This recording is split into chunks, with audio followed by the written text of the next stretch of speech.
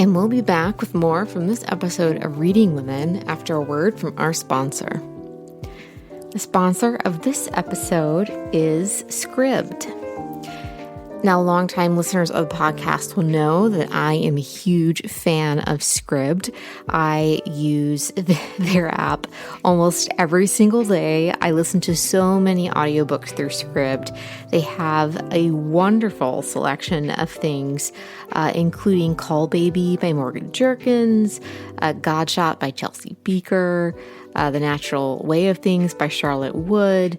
So many fabulous books on audio. I'm currently listening to Braided Sweetgrass by Wabunwal Kimmerer on Scribd, and I absolutely love it.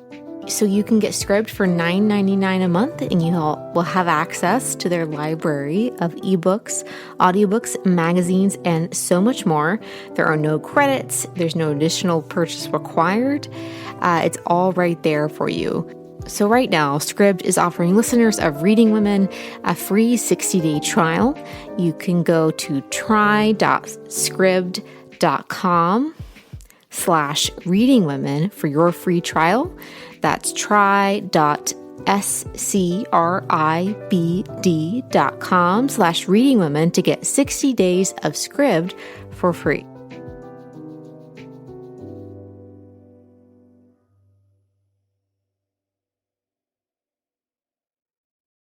Support for this podcast comes from Invent Together. I bet you didn't know that inventing activity by Black inventors peaked in 1899, and it has never recovered. Black and Hispanic college graduates patented half the rate of white college graduates. That's just one of the reasons why you need to know about Invent Together. When our patent system gets more diverse, our nation will get stronger and more successful. Find out how you can help diverse inventors and unleash economic opportunity at inventtogether.org.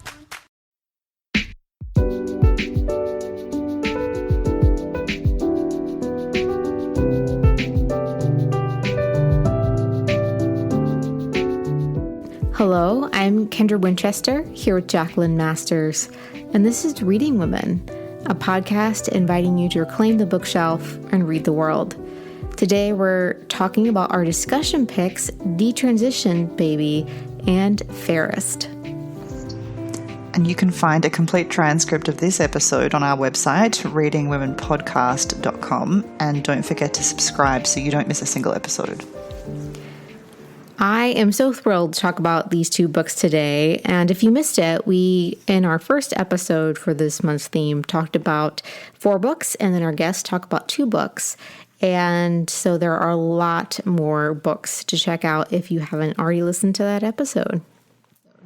Lots of books. We are very excited to be sharing books by trans women for Women's History Month. So definitely check out the show notes of that episode if you're looking for some additional recommendations too. We also have our Patreon newsletter, our contributing editor, Ruth Ann. She primarily works on our internal communication to organize all of our different team members, but she also does our Patreon newsletter and usually has extra recommendations as well as other news items because oftentimes months share themes with other things. So June is a very popular month for different things, for example, and there's lots of different initiatives going on. And so sometimes she'll cover that. Sometimes she'll cover audiobooks. There's usually a photo of her dog, Ted, who is a Westie. He's adorable. He's like the grumpiest old man. I love him. Like, he and I relate on a very deep level. Ruth Ann does such a terrific job. I feel like with us opening up the podcast to looking more internationally and more broadly about what we profile and reading the world, and I feel like Ruth Ann's doing a terrific job of incorporating that in our Patreon newsletter. Definitely. And since a lot of her work's on the back ends, like behind the scenes, I feel like she definitely does not get as much credit as she deserves. She does an amazing job keeping us all, like, I don't know, that we understand each other and that we understand what's going on at one time, because there's so many team members now. Yes, definitely check her out on Instagram. Her handle is definitely RA. Give her a follow and check out her own recommendations directly too.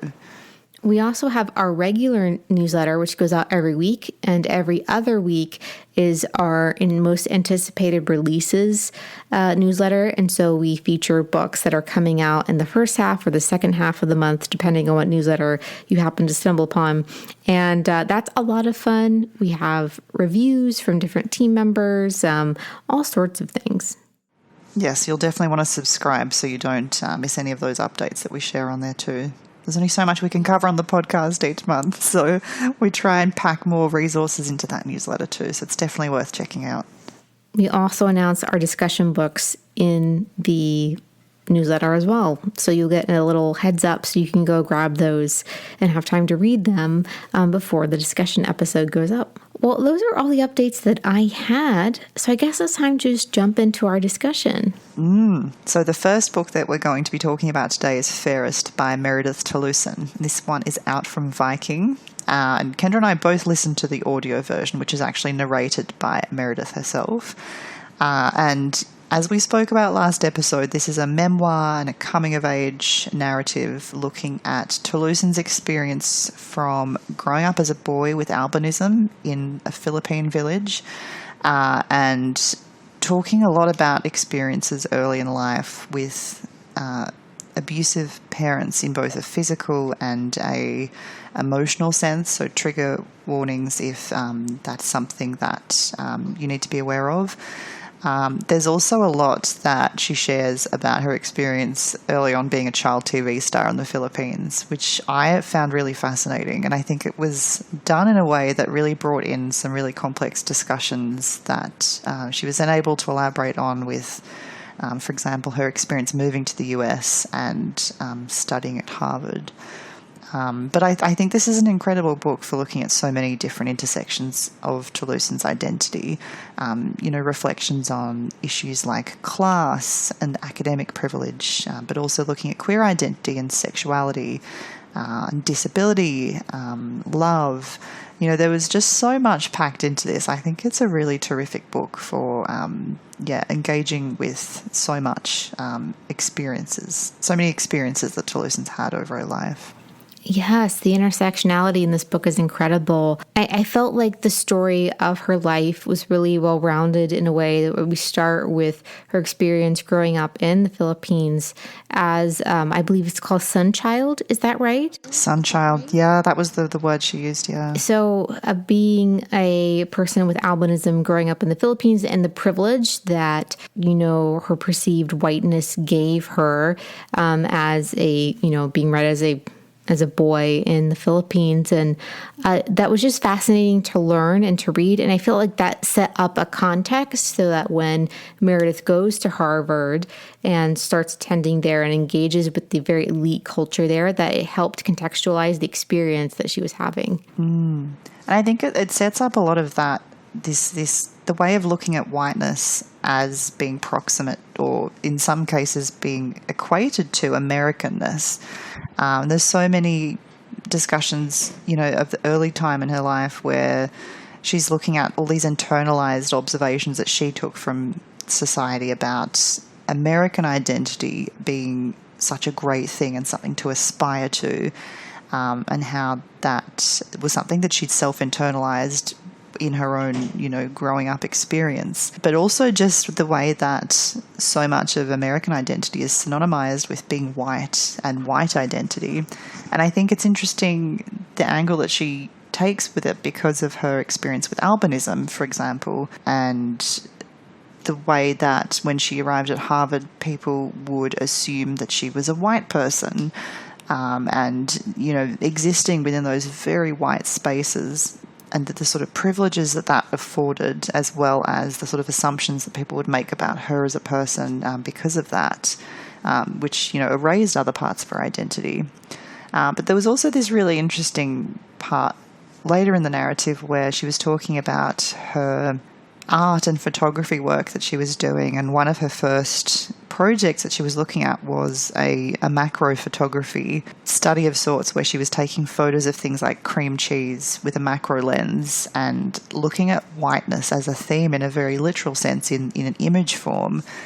So I found a lot of those discussions and how much she'd set up that early writing of the memoir really informed that and allowed it to come out in a really complex way. And it was just such a well-developed exploration throughout the whole memoir. Like, I think, Kendra, it was something you were commenting on earlier as well, that the sort of interrogation of this and how it's so well set up early on.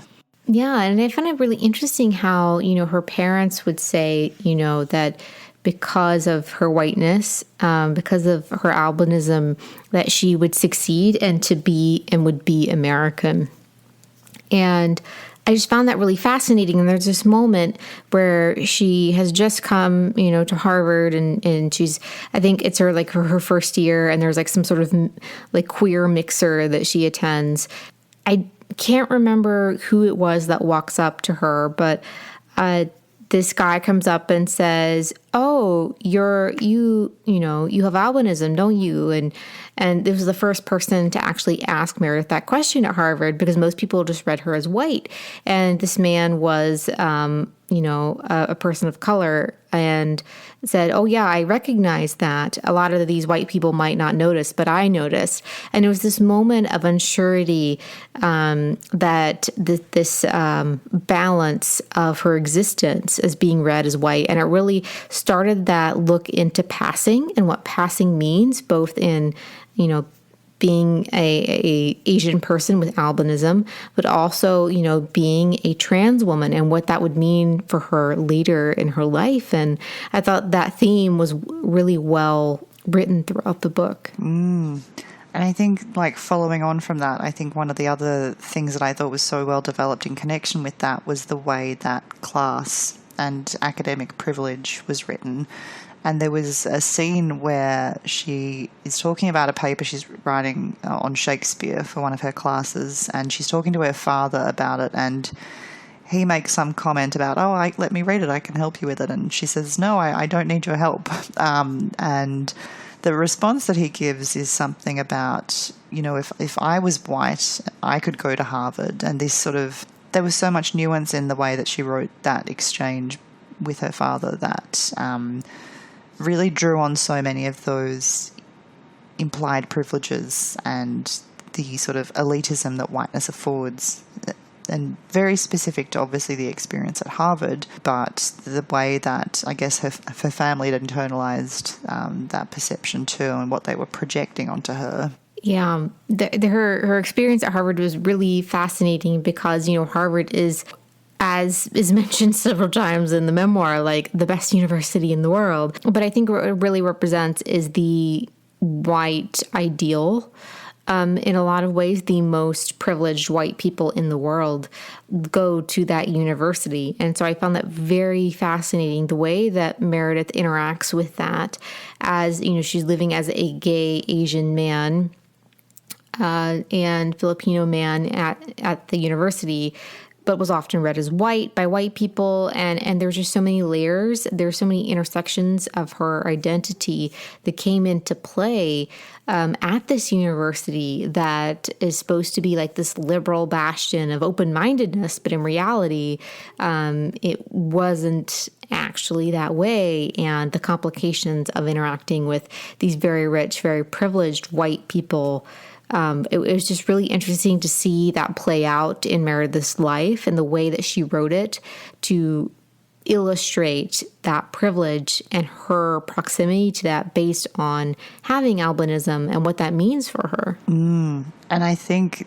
there was a part of the memoir where she's writing about her first performance art, a play that she's performing herself, where she talks about that a lot, and being in spaces where she's almost being censored by what the university will fund, what they will allow to be performed, that I thought was a really interesting conversation, that whole part of the memoir. Yeah, that particular performance art piece stays in my mind so much because it was a point where she was slowly beginning to understand that her feelings about gender and about her own sexuality were much more complex than she had originally thought.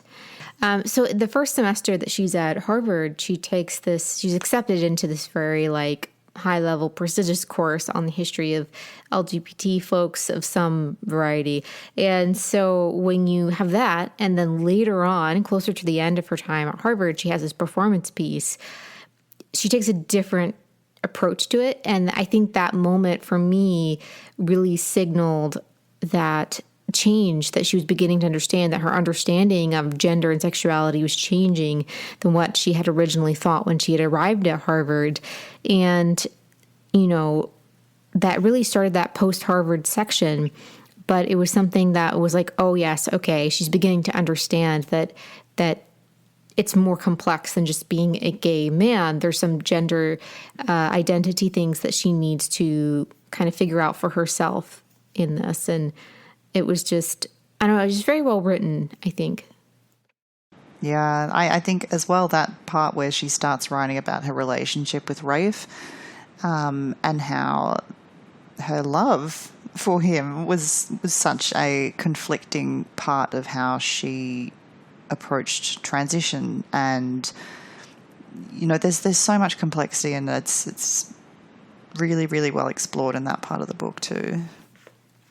As she begins to dress more in a air quotes feminine style, she started off as like a performance photography piece kind of thing, that she wanted to explore that for the reasons of art, etc. But then she realizes that it's more than art, that this is part of who she is, she thinks, and what that process looks like for her figuring that out.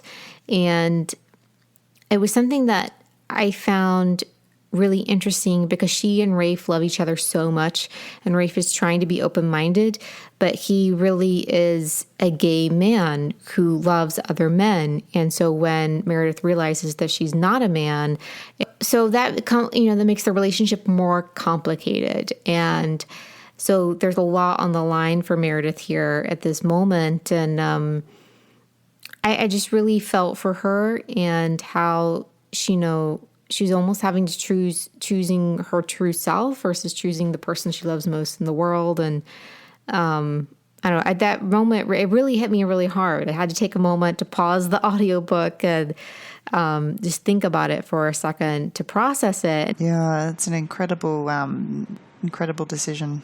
So one of the things that gets commented on in a lot of reviews of this book is that Toulouse isn't focusing on the transition experience as sort of the prime point of the memoir, and the experiences that she shares in that regard come quite late in the piece.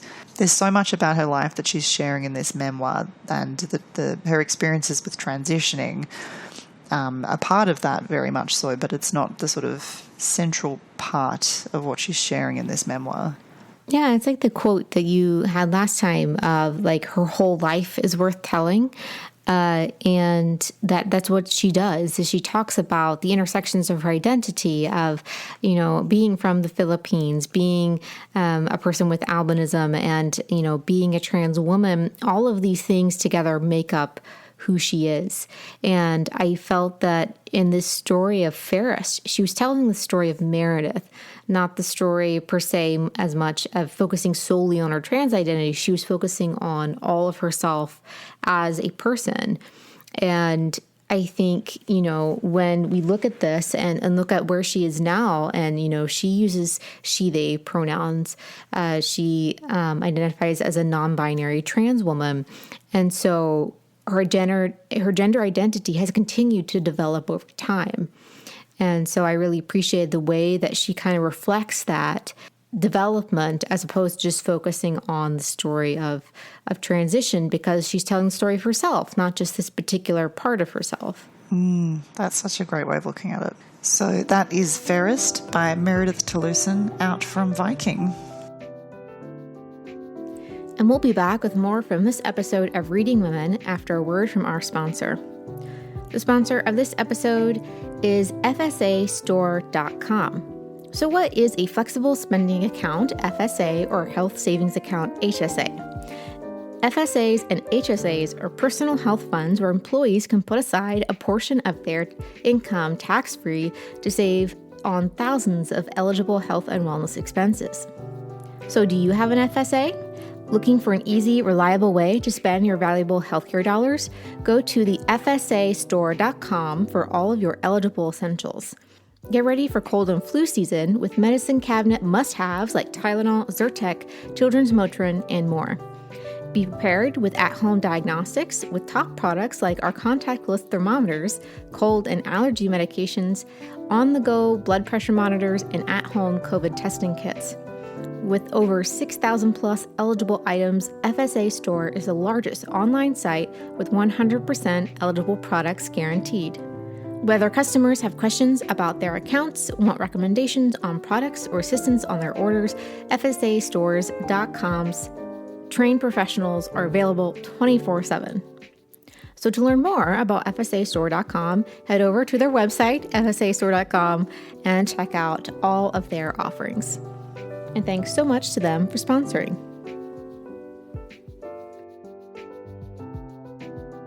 And Kendra, you have our second discussion book for today. Yes, our second discussion pick is Detransition Baby by Tori Peters, and this is a debut novel out from One World.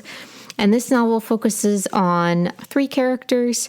You have Ames, who has recently detransitioned from being a trans woman, his ex-girlfriend Reese, who he was together as a trans woman, and when he detransitioned, they broke up. And you have Katrina, who is Ames' current girlfriend, and he didn't think that he could have children after taking hormones, but he apparently can because Katrina gets pregnant, and he kind of doesn't know what to do with it. And so he doesn't know what to do with this idea of fatherhood that he's presented with, this very male role that kind of re-engages the struggle with his gender identity in that whole process of transitioning and detransitioning. So he goes to Reese and asks if she would be interested in being a third parent to the child so that, you know, this really fits what he believes to be his queer identity and the role that he might play in this child's life. And that really is like the catalyst for the rest of the novel. And I think the fact that we get these jumps in perspectives and we hear from both Ames and Reese, or Ames and Amy, as they're known in other parts of the book, I found that a really interesting way of telling the narrative. And I think the structure really allowed that as well, like having each chapter being framed in jumps in time between when it's positioned relative to the conception of this pregnancy. I thought that was a really clever way to bring in structure into telling this story too.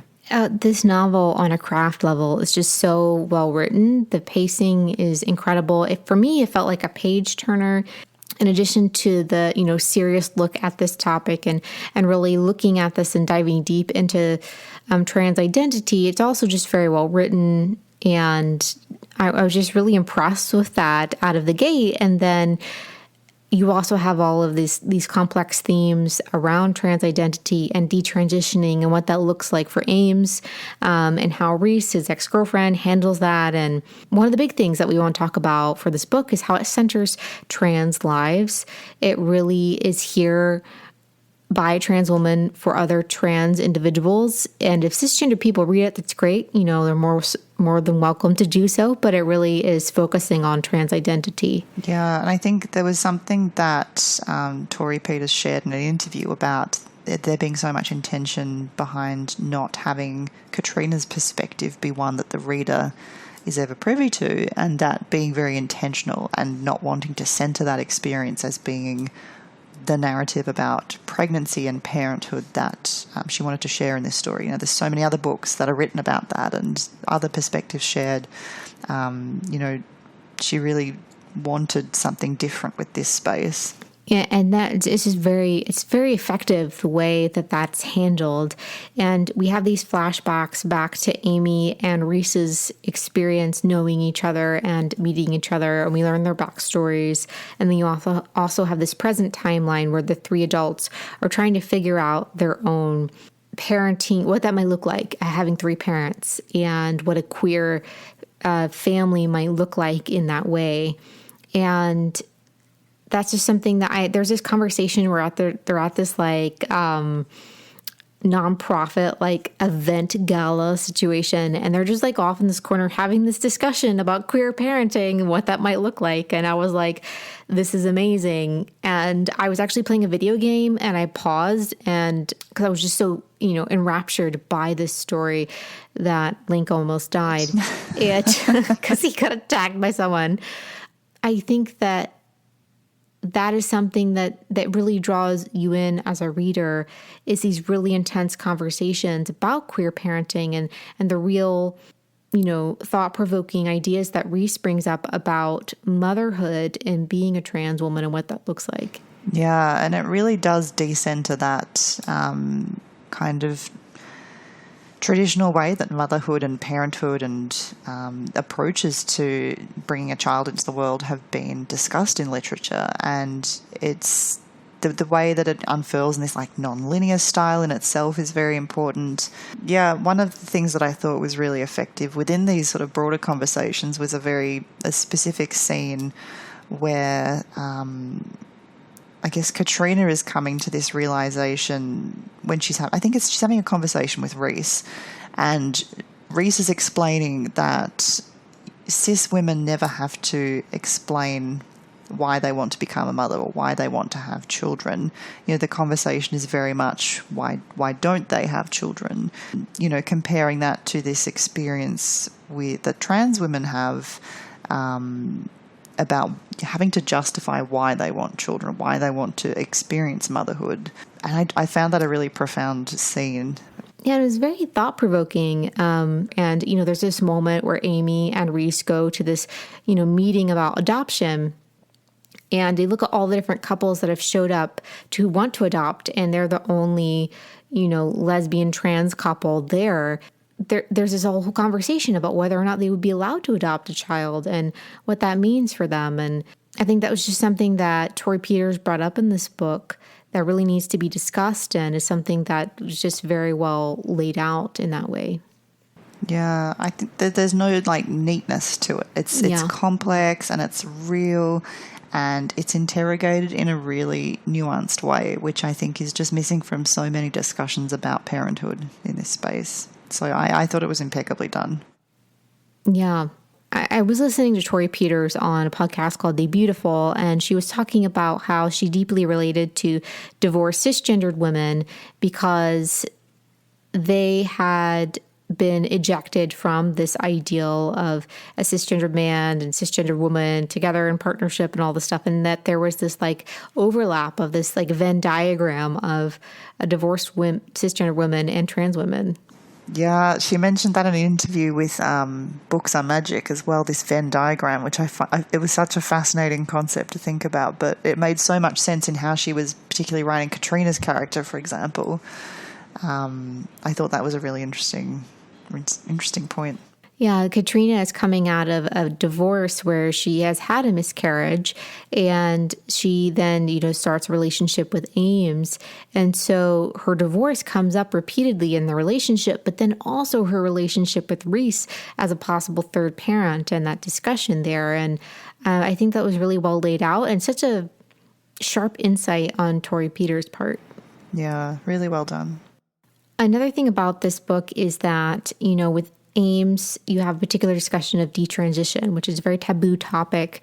And when I was listening to an interview with Torrey Peters, she was very hesitant at first to write about this topic, but there was something that she felt that was a discussion within the trans community, and she wanted to send her those conversations that they were having. And so Ames is detransitioned, and Ames's journey of gender identity is very unique in the way that he relates to trans women, because he's kind of feels like he's no longer part of that space, but he's also doesn't identify as cisgendered. So what is he now? Where is his space? And that is something that he's also dealing with while also looking at the, potentially being a father or a parent, depending on his approach to it. Yeah, and that using that word detransition in this Books Are Magic interview, which we'll link to in the show notes if you want to watch it, she talks about very intentionally using that word and how weaponized it's become, but her choice to use it as a pun in the title and the wordplay there. And It's a really interesting discussion. I really recommend you check it out. One of the other things she talks about in that interview that I thought was really interesting was the use of the comma in the title, and this being this like knife edge that, you know, was her existence at various points of her life. And I think that is so apt. It's such an apt comment when you look at the breadth and scope of perspectives that she's putting into all three characters in this book. And then their comments on each other, and I think it's a really fascinating title to unpack that way too. Yeah. I was following along Roxane Gay's discussion in her newsletter, The Audacity, and that was something that a lot of people were talking about. And I really appreciated that a lot of trans folks were in that discussion talking about the book and how they related to the book and how they appreciated this very open and a messy look at trans identity, because oftentimes cisgendered readers want things to be very clean cut and very like wrapped up with a little bow, but that's not how identity works for anyone. It's not life. Right. And so it was very helpful to see that insight from commenters from a wide range of gender identities. And so I just really loved the way that this book is starting conversations. It's opening things up. And I hope that kind of opens up the door for more trans narratives as well, to present, you know, trans characters, including trans women, to be like fully fleshed out human beings. I think this book is such a not only just well-written book, but it just is really a beautiful look at humanity, really. Yeah, I'd love to see more stories like this. Absolutely. Yeah, I'm definitely going to go pick up Tori Peters' novellas. She has several online, and this is her first full-length novel. So that's very exciting. All right, so this is The Transition Baby by Tori Peters, and this is out from One World in the U.S. And definitely go check out those links and check out Own Voices reviews in the various places we've mentioned, and we'll also try to link some of those in the show notes so that you can go check out those resources. Well, those are two discussion picks. Such a great and thoughtful pairing, and look at, you know, trans women in different ways, both nonfiction and fiction. And I just think these pair well together. Yeah, I'm so glad I read them almost back to back, because I think there's so much thematically that they're in conversation with, and I think that they're such interesting reads to consider together too. So we're very excited about these two books. Definitely share the trans women that you're reading this month with us over at The Reading Women on Instagram. I'm happy to share those.